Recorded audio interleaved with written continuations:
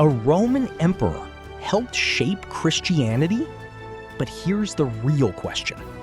Did Constantine change Christianity? Or did Christianity change Constantine? Because behind the victories, the visions, and the councils, there's a story far more complex than most people realize. Before emperors embraced it, Christianity was a minority movement. Not powerful, not organized, not protected. For nearly 3 centuries, Christians lived under the shadow of Rome. At times tolerated, at times brutally persecuted. Under emperors like Diocletian, Christians faced one of the most intense persecutions in history. Churches destroyed, scriptures burned, believers imprisoned, or worse. And yet, it didn't disappear. It grew, quietly, steadily, relentlessly. Then comes a man who wasn't supposed to change any of this. Constantine the Great. A soldier, a political strategist, a man shaped by Roman tradition. Not a Christian. At least, not yet. In 312, before the Battle of the Milvian Bridge, Constantine reportedly experienced something unusual. But here's what most people don't know. There isn't just one version of the story. Some accounts say he saw a cross in the sky.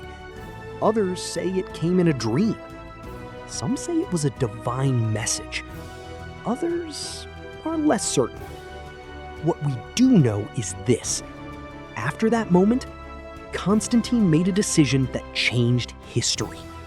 In 313, Constantine and his co-emperor issued the Edict of Milan. Christianity was no longer illegal. But this wasn't just tolerance, it was protection. Property was returned, churches rebuilt, clergy supported.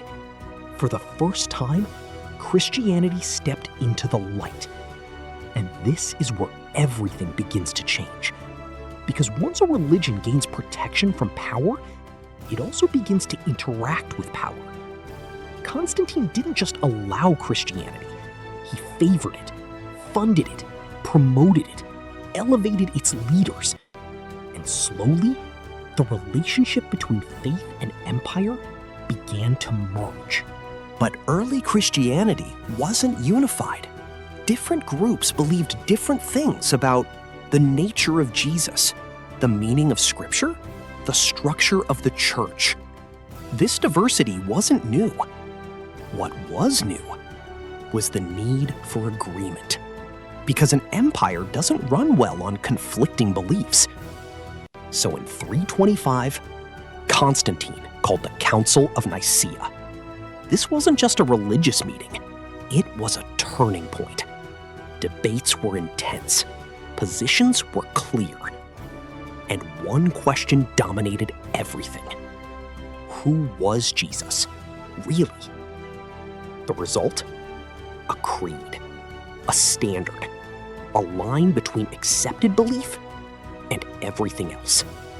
From that moment on, some ideas were embraced, others were rejected.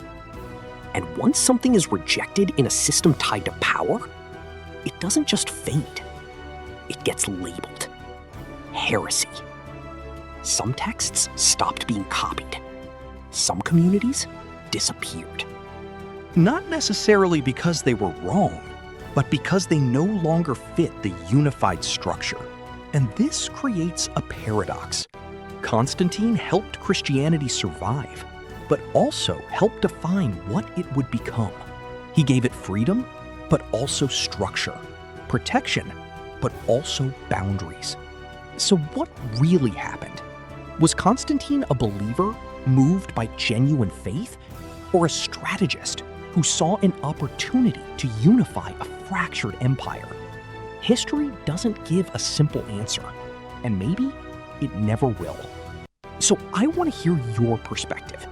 Did Constantine preserve Christianity or transform it into something new?